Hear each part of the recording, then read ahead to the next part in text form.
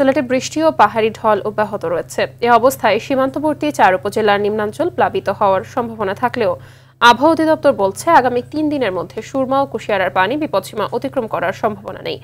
পানি উন্নয়ন বোর্ডের নির্বাহী প্রকৌশলী মামুন হাওলাদার জানান যে বৃষ্টিপাত হচ্ছে তা বর্ষা মৌসুমের স্বাভাবিক চিত্র। এতে নদীর পানি বাড়লেও তা বিপদসীমার অনেক নিচে রয়েছে। কুড়িগ্রামে বৃষ্টি আর উজানের ঢলে তিস্তার পানি বৃদ্ধি পেলেও বিপদসীমার অনেক নিচ দিয়ে প্রবাহিত হচ্ছে। কিছুটা পানি বাড়ায় নিম্নচর অঞ্চলের কৃষি জমি পানিতে তলিয়ে গেলেও সার্বিক বন্যা পরিস্থিতির সৃষ্টি হয়নি। এদিকে শেরপুরে মঙ্গলবার বিকেল থেকে কোনো বৃষ্টি না হওয়ায় বন্যা পরিস্থিতির উন্নতি হয়েছে।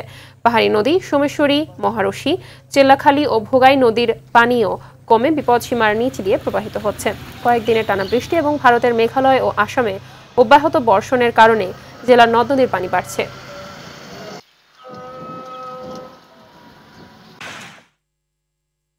দর্শক, এ বিষয়ে আরো জানাতে সিলেট থেকে সরাসরি যুক্ত হচ্ছেন সহকর্মী হাসান মোহাম্মদ শামীম।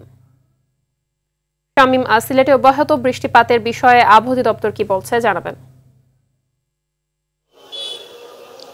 ধন্যবাদ মাহবুবা। আসলে গত 24 ঘন্টায় আজকে সকাল 6টা পর্যন্ত 24 ঘন্টায় প্রায় 200 মিলিমিটার বৃষ্টিপাত হয়েছে এবং আজকে সারাদিন ধরেও আকাশ মেঘলা থাকলেও কিন্তু খুব বেশি বৃষ্টি হচ্ছে না, ঝিরিঝিরি বৃষ্টি হচ্ছে এবং বৃষ্টি হলেই কিন্তু সিলেটের মানুষের মনে কিন্তু বন্যার একটা আশঙ্কা দেখা দেয় এবং আবহাওয়া অধিদপ্তর যেটা বলছে আজকে এবং আগামীকাল সিলেট সহ সিলেটের আশপাশের যে জায়গাগুলো আছে সেখানে কিন্তু বেশ ভারী থেকে মাঝারি ভারী বৃষ্টিপাতের সম্ভাবনা রয়েছে। তবে এই বৃষ্টিপাতে কিন্তু নদ নদীর পানির উচ্চতা কিছুটা বৃদ্ধি পেলেও সেটা কিন্তু এখনো বিপদসীমার নিচেই আছে এবং এ কারণে আসলে আবহাওয়া অফিস এখনো পর্যন্ত বড় ধরনের কোনো বন্যার আশঙ্কা করছে না এবং বৃষ্টিপাতের কারণে এবং যে ভারতের পাহাড়ি ঢল আছে সেই পাহাড়ি ঢল আসলে নদীগুলোতে প্রবেশ করলে এর অববাহিকায় পানির পরিমাণ বেড়ে যায় এবং সে কারণে আসলে অস্থায়ী একটা জলাবদ্ধতা তৈরি হতে পারে এবং অস্থায়ী বন্যা হতে পারে। তবে এখনো পর্যন্ত বড় ধরনের কোনো বন্যার আশঙ্কা নেই এবং বৃষ্টিপাত যদি আসলে অব্যাহত থাকে তাহলে স্বাভাবিকভাবেই নদী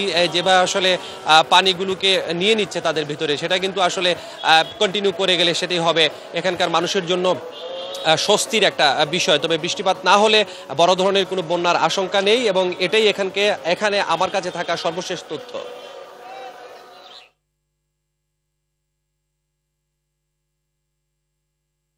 ধন্যবাদ আপনাকে।